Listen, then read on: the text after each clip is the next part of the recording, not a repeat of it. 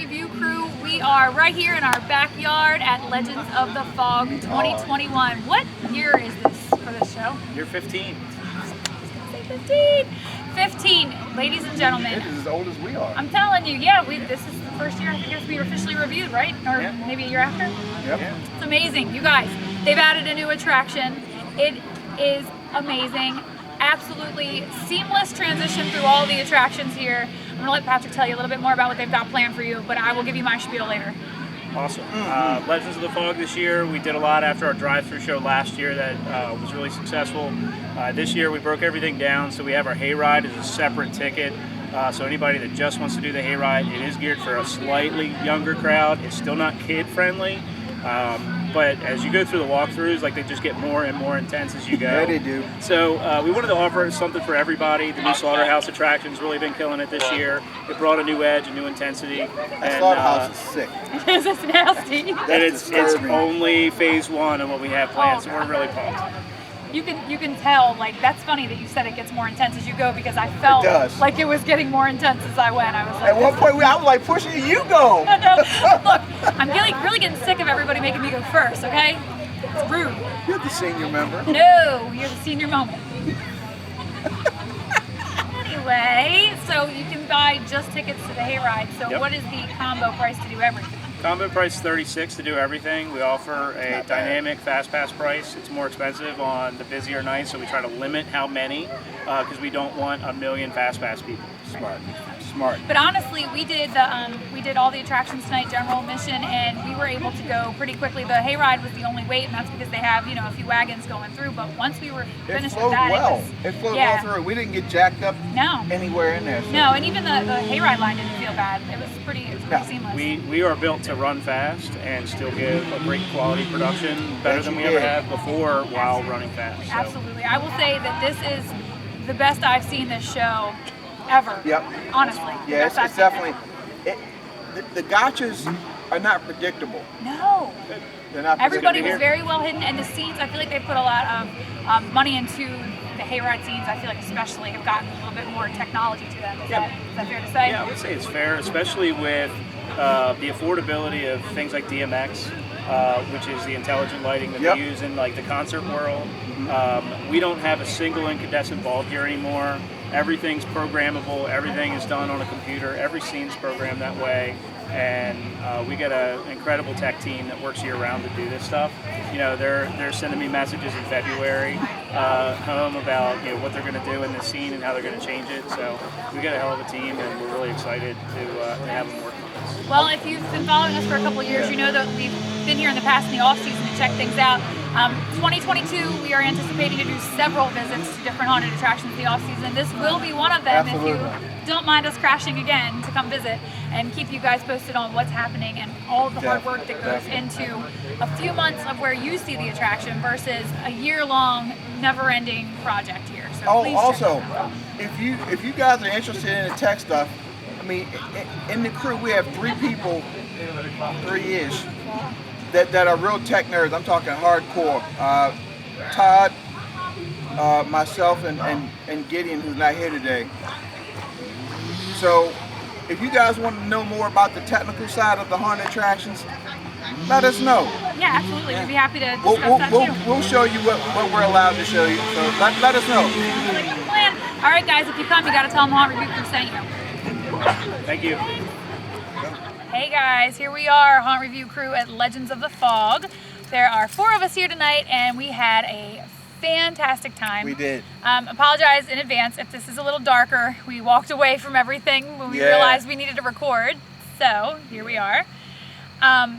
We had a great time. They have 4 attractions this year. A new one added is Slaughterhouse. It's the last one we did, and honestly, what I'll talk about is the hayride, since I know everybody else is pumped to talk about the other stuff. The hayride added some very nice scenes and imagery to the scenes, is what I want to say. They've added technology. Yeah, a lot of upgrades. That's a lot of upgrades. They built some really interesting things in there that I don't want to ruin, but there's a lot of things coming from different angles that did not used to happen. Oh yeah. The junkyard scene, I feel like, grew, and the actors in there used all the opportunities they had to hide they nailed everything that they did. It was really neat to be on a wagon too with other people that were really scared.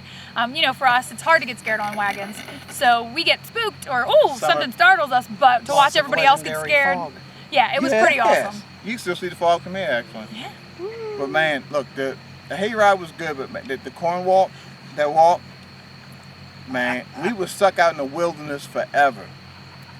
It was embarrassing. It's horrible. It's so horrible. It was pretty embarrassing. It's horrible. Honestly. It was, and going into the hotel again, this is one of the places that puts their money where their mouth is. They love it, they eat it, they breathe it, they put the money back into it. The actors are hardcore. You had some great screamers and people making sounds that. Oh, no doubt. Yeah, Gross. It was. I'm going to be dreaming about that one in the corn maze. This one is always good to come back to again and again because they change it. Like I always say, that they're smart and they change it just enough to where you're like, oh, whoa, you're waiting for something and it's completely different than it was the year before. So. Deep. Like the elevator. Oh yeah, like the elevator. You're gonna go in an elevator, but don't be looking for the stairs. No, you You ain't gonna find them. Though. No, and then the newer one that they added, the slaughterhouse. I don't know if there's really any words to fully describe that place. Nasty. I mean, well, Nasty. disturbing, nasty, but all in a good way though. I mean, like when we were first walking in there, like what you're hearing, I said to the group, I really hope there's not live chickens in there. Oh, I'm it scared sounded what's gonna happen to like them, it. But it sounded like there were. And going through there, it's like the details on the scenery and the props was very impressive because there are times like we were trying to figure out, okay, is this real or is this something that's, prop? Like that they made. And they do make a lot of their stuff like in-house, like they'll take things and alter them and everything, so that's pretty cool too. They did a really good job, like I said, of like making the scenes more believable. I feel like before you could kind of tell when things were props here or whatnot. I feel like they did a really good job making it more authentic and putting their characters really seem to have a passion for the spot they're in this year. Like all the actors were really good about knowing their timing and when and where to hide in these scenes because a lot of times we didn't see them, which was really exciting because when before we you saw them, it was too late. They were on you. They got us. And in years past, they used to have, like, all of the attractions were tied together with a theme, and they didn't, Frostbite, it was all centered around the zombie Frostbite. It didn't do that this year, but it didn't need to. No. Each attraction stood on its own very well. So bring your stomach also, because they got some good food on the Midway. They got games, really good games. Coffin ride. Get here a little early for the food. Yes. One of the things you'll notice here too, some haunted attractions are not as well organized, I should say, as some. Here everything is well organized, it's simple to follow along, you just follow through everything, it's well organized, and they keep the flow, and that's really, really good. They have it down to a science. Yep. Literally. I was concerned because there was a decent sized line when we got here, but it moved so quick. It was, they just kept it going. It was very well done. Do expect the hayride line though to be a little bit longer than the other lines just because, as Pat mentioned before, it's one of those where this year they are offering the hayride as a single ticket for just the hayride and nothing else. And there's also like the combo for all of them. Right, so there might be people just here for the hayride, so you'll have to wait a little longer. But it goes fast. Yeah, it did. It was honestly, I'm really impressed by the show this year, and I'm really excited to see what they do with it now that I feel like they have a really good foundation this year. I hope that they grow from this and these full attractions. But yeah, 15 years and they're still going strong. Yeah, it's really exciting. Good job, guys. We'll see you guys soon. Bye. Bye.